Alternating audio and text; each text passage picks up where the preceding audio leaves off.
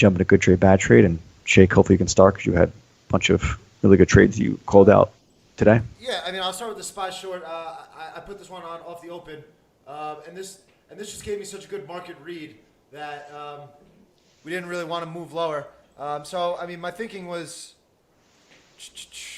we're extended to the long side. Everyone wants to see us go down. I had the same thesis as a lot of these people, so I hit some off the open through that like 276, 275, and I was trying to cover at least first 270, and when we started pivoting hard at 271.50, that I was thinking, well, I was very surprised to see that. I thought we would sell off much more quickly like that. And then the big winner of the day that I called out was this PTON, where nice momentum flag, obviously a Corona-related stock. Their orders are through the roof right now.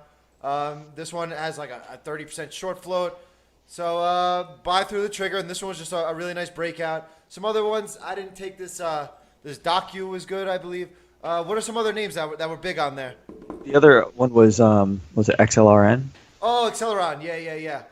This one through 90. I mean, it's just like we had a list of the best names, and we got that Amazon started triggering the market to a move to the upside, and we got a bunch of these setups. They all worked out. That's what's going to happen when beta is running. All these things work out. Now, for the guys who didn't know much about the PTON trade, what was like what was your entry? Oh, okay, what were you looking to buy?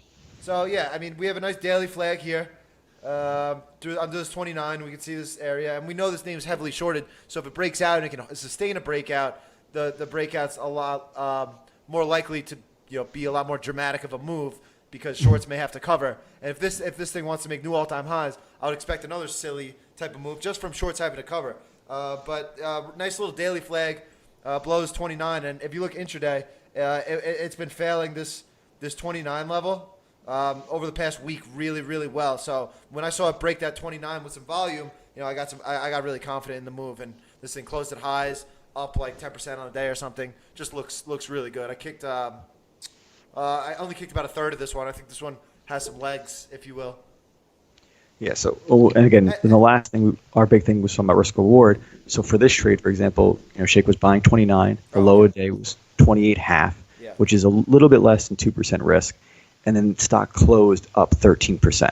So if he's risking 2, let's say he's up 12, that's 6-1 on his risk. That's an amazing trade. When the other examples, when you're risking 10%, you got to make 50. It's not really as realistic. So hopefully this example helps you guys kind of understand the risk reward when we're talking about in the trades. Shake, do you have anything else on the good trade, bad trade you want to?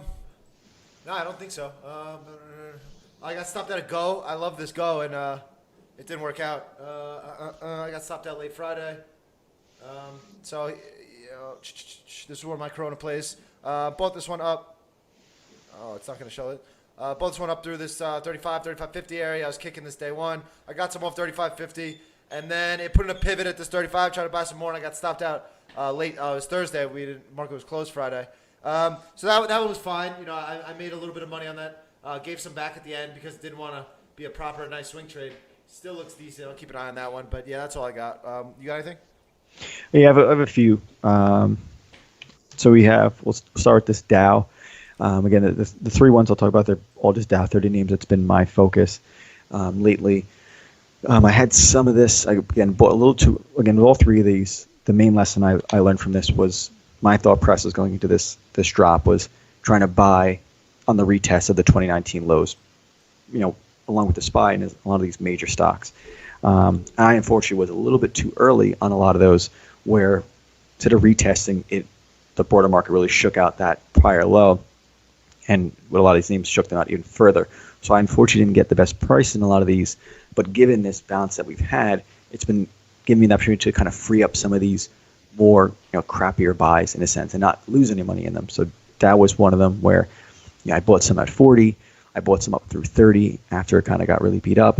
And as it kind of came into this gap, I was able to, take some off for, a few percent gain. Nothing good from a risk reward standpoint, just strictly be able to get out and free up that money because I was just didn't have good price in it. And now I'm kind of out of it. And if it sets back up, I can look for a better price. Similar with this MRK, again, similar story. I was buying up through 78. This was beginning of March. when it kind of shook down and ripped back up into 84 when it wasn't really getting too beat up with the market. Then it was a little bit late to the party and sold off. So I picked some up again, back up through like 72, and into this bounce. We can see, the last couple of days, it still is showing us that it doesn't want to get above this like 83 area. So seeing that and knowing that my price isn't really the best, I was able to just get stopped out today, make a little bit in it, and if it wants to pull back into this range, which is almost 20 points wide, I can get back in where being stuck in the upper end of it. And then one of the better trades was this RTX. This Raytheon. This one I bought up through, what was this? This was It's so weird typing up RTX for Raytheon. Oh no, So weird. even for me, I almost forgot about it. Yeah. But I bought up through 54, 55 area. We saw this again, very strong bounce that ran to 68 yesterday, on Friday. Saw it sell off. I saw it, a lot of the continuation happening today. So just got stopped out of that winner when it took out Friday's low. That was a good trade. I think I made like 12% in that one. The Dow and the MRK, I think Dow was 1 or 2% and MRK was about close to break even. So for me, the big mistake was I was just too early, kind of putting money to work on that down move. And it's just me now kind of getting some of that money out and getting it settled so I can, find some better opportunities. Those were the main lessons I had for these trades so far for last week and into this week. Oh, top Okay. ideas? Is that next? Yeah, that's it. Top ideas. So I still like the trade of the week was this